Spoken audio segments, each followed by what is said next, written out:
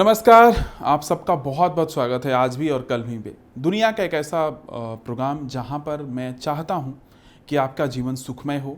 आप जहां भी रहें अपने जीवन में हैप्पीनेस को महसूस करें। आपके जीवन में कुछ भी दुख है, तकलीफ़ है, समस्याएं हैं तो उसको समाधान हम लोग मिलकर करें और एक ऐसा समाधान करें जहां पर जीवन हमारा जो है वो आनंद के साथ यात्रा में चले, आनंद के साथ खिलखिलाता रहे और उमंग के साथ जीवन की एक कहानी हमेशा चलती रहे। और उसी कड़ी में आज भी और कल भी मैं एक ऐसा सुंदर मैं आपके सामने एक चर्चा लेकर आया हूँ जिसको आप सबको बहुत सुनना जरूरी है और उसके साथ साथ आपको समझना भी जरूरी है। और बहुत सारे लोगों के मन में प्रश्न हैं, बहुत सारे लोगों के मन में ये जिज्ञासाएं हैं। कितने सालों से ये मुझे जिज्ञासाएं लोगों के पीछा करती आ रही हैं। लोग कहते थे महाराज जी ज्योतिष के बारे में आप इतना कुछ जानते हैं लेकिन लोगों को बताते नहीं हैं। मैंने कहा ठीक है, सही समय पर सही मार्ग को देखकर इसको जरूर मैं आप सबके सामने लेकर आऊँगा। और मुझे लगता है कि जो ज्योतिष के ऊपर इतनी सारी क्वेश्चंस हैं, प्रश्न चिन्ह हैं, उसके प्रति जितना सारा निगेटिव नकारात्मक चीज़ें हैं उसको किसी तरह से बैलेंस किया जाए या किसी तरह से आपके मन से हटाया जाए। क्योंकि आपका मन में हमेशा ये प्रश्न होता है या एक जनरली व्यक्ति के जो भी इंसान है उसके मन में एक प्रश्न होता है कि हम लोग जाएं फिर कहाँ। हमारे हाथ में कर्म करना है, हमारे हाथ में भाग्य नहीं है, हमारे हाथ में फल की इच्छा भी नहीं है। जितने भी हमारे पूर्वजों से, लोगों से हम प्रतिदिन सुनते हैं, ये मन में प्रश्न आता है फिर हम जाए तो जाएं कहाँ। ऐसा कौन सा जरिया है जिसको अपनाकर हम अपने जीवन को सुसंगत, सुमंगल और सुकार्य बना सकते हैं। और ये ज्योतिष के बिना मुझे लगता है असंभव सा काम है। ठीक है, ज्योतिष आप जो देखते हैं, मैं बार बार कहता हूँ, मैं पिछले एपिसोडों में कह चुका हूँ कि जो आप ज्योतिष देखते हैं उस ज्योतिष की कल्पना मैं यहाँ पर नहीं कर रहा हूँ। मैं उस ज्योतिष की कल्पना करता हूँ जो ज्योतिष आपके जीवन में जुड़कर आपको बेहतरी की तरफ लेकर जाए। और उसी कड़ी में मैं गर्भ विज्ञान की बात आज से शुरू करूँगा। एक ऐसा प्रोग्राम या ये एक ऐसा विषय जो अभी तक भारतीय इतिहास में अछूता है, जिसके ऊपर बहुत बात नहीं हुई है या बहुत उसके ऊपर खोज नहीं हुई है या यूँ कहें कि उस पर बहुत सारा रिसर्च नहीं हुआ है। गर्भ विज्ञान की जब मैं बात करता हूँ तो गर्भ से मतलब है जब एक औरत कंसीव करती है या जो एक औरत में जब एक बच्चे का जन्म होता है माँ के गर्भ में, यानी कि माँ के पेट में जब बच्चे का जन्म होता है, उसी दिन से ज्योतिष का कार्य शुरू हो जाता है। और मुझे बड़ी हैरानी की बात है कि एक ऐसा इकलौता ऐसा विषय है जो अभी तक हमारे सब्जेक्ट से बाहर है। हम कहते हैं महाराज जी इसमें कौन सा चमत्कार है, बच्चा कंसीव हुआ, बच्चा 9 महीना बाद जन्म लेगा। लेकिन जो वो 9 महीने की जो जीवन यात्रा है उस बच्चे की, 9 महीने की जो कार्य यात्रा है माँ और पिता की, वो बहुत इंपॉर्टेंट रोल अदा करता है बच्चे के जीवन के ऊपर।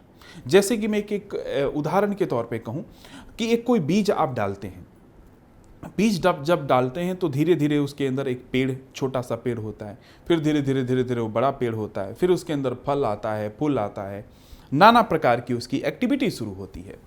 ऐसे ही जब एक स्त्री और एक पुरुष के बीच में जब संबंध होता है और उससे जो जीव का निर्माण होता है, यानी कि जब बीज उसके गर्भ में, माँ के गर्भ में डलता है, उस समय सबसे ज़्यादा केयर की ज़रूरत होती है। जैसे कि एक पौधा है, अगर छोटा पौधे को बारिश तेज हो तब भी वो खराब हो जाएगा, गर्मी तेज हो तब भी खराब हो जाएगा, उसको ज़्यादा पानी दे देंगे तब भी खराब हो जाएगा, उसको ज़्यादा खाद दे देंगे तब भी खराब हो जाएगा।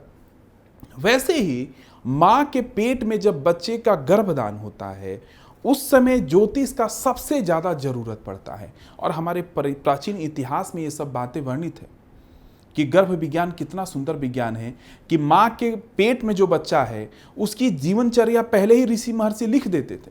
और उसका एग्जाम्पल है अभिमन्यु जैसे चरित्र आपने सुना होगा, कृष्ण जैसे चरित्र आपने सुने होंगे, जिसको गर्भ में, माँ के गर्भ में आने के बाद से ही उसकी व्याख्या शुरू हो जाती है इस संसार लोक में। तो जो गर्भ विज्ञान की स्थिति है वो ठीक वैसे ही है जैसे कि आपने एक पौधे को डाला और उसको सांस संवार कर उसको बड़ा किया और उसके बाद फल हुआ। ऐसे ही हमारे पुत्र हो चाहे पुत्री हो, जब वो माँ के गर्भ में आती है तो ये माँ और बाप का दायित्व बनता है कि वो ज्योतिष के क्रियाकलापों को या ज्योतिष के नियमों को अप्लाई करें, ताकि वो भी पेड़ जो है वो धीरे धीरे बेहतर की तरफ बढ़े, ताकि हमारे समाज में ये जो आजकल की देख रहे हैं, कोई बच्चा कहता है मेरे माँ बाप किसी काम के नहीं हैं, माँ बाप कहते हैं बच्चे को बड़ा कर दिया वो हमारी सुनता नहीं है, ये सारा का सारा जो दोष है वो गर्भाधान का है। तो अगर गर्भ में ही हम अच्छी चीज़ों को डालेंगे तो ही जाकर एक फल और एक फूल और एक अच्छा पेड़ की हम कल्पना कर सकते हैं। तो करना ये है कि जो भी औरत जिसका पहला सप्ताह गर्भ का चल रहा है, यानी कि जब उसको पता चले कि भाई गर्भ, जैसे मान लीजिए कि आज मेरा गर्भ ठहर गया, आज पता चला, तो आज से उसको हर हफ्ते एक विशेष में व्यवस्था उपाय बताऊंगा जो आपको प्रतिदिन हर हफ्ते करना है। और उसके करने से ये लाभ होगा कि जब 9 महीना बाद आपके जीवन में एक पुत्र या पुत्री की प्राप्ति होगी, वो सुंदर होगा, वो सुसज्जित होगा, वो सुयोग्य होगा, वो संस्कृत को मानने वाला होगा, वो धर्मों को मानने वाला होगा, वो माँ बाप का आदर करने वाला होगा। उसके तमाम जीवन में जो बाधाएं आने वाली हैं उसका मैं चाहता हूं कि गर्भ में ही निदान हम कर दें। तो जब गर्भ में हम निदान कर देंगे तो जो बच्चा होगा उसको संघर्ष नहीं करना पड़ेगा, उसको दर दर की ठोकरें नहीं खानी पड़ेंगी। और ये सब कुछ हो सकता है, ये सब कुछ गर्भ विज्ञान के माध्यम से संभव है।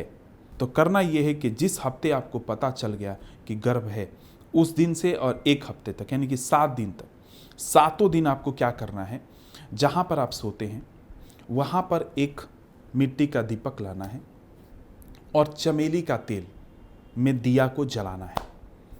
पहला हफ्ता आपको ये उपाय करना है। जहाँ पर दीपक आप रखें उसी के बगल में एक छोटा सा लोटी टाइप का रखें, लोटका टाइप का, जिसमें जल को रख सकें। तो दीपक हमेशा आपको जलेगा कब? जब आप खाना खा के सो जाएंगे, सोने की तैयारी करेंगे तब। तो जो स्त्री गर्भ के पहले हफ्ते में गुजर रही है उसको ये करना है कि जहाँ वो सोती है वहाँ पर चमेली के तेल का दीपक जलाना है और उसके साथ में एक जल का लोटा वहाँ पर रखना है। उसके बाद क्या करना है, जब सुबह हो तो उस जल को किसी भी पेड़ में, किसी भी पौधे में उस जल को प्रवाहित करवा देना है। खुद से करें या किसी और से करवा दें। ये गर्भधान का पहला सप्ताह का ये नियम बता रहा हूँ आपको, ये आपको करना है। जिस दिन गर्भ का पता चले उसके एक हफ्ते तक इस नियम का प्रयोग करना है। और अगले एपिसोड में बताऊंगा कि गर्भाधान का दूसरा सप्ताह में कौन सा आपको उपाय करना है या कौन से नियम को अपनाना है, कौन से सूत्र को अपनाना है। उम्मीद है आप इस आज भी और कल भी को इतना ही प्रेम और प्यार देते रहेंगे ज्योतिष के साथ साथ, और मुझे उम्मीद है कि आपका जीवन और बेहतर की तरफ बढ़ता जाएगा। तो इस चैनल को आप देखते रहें, इस डिजिटल दुनिया के साथ जुड़े रहें। आपका बहुत बहुत आभार। नमस्कार। राधे राधे।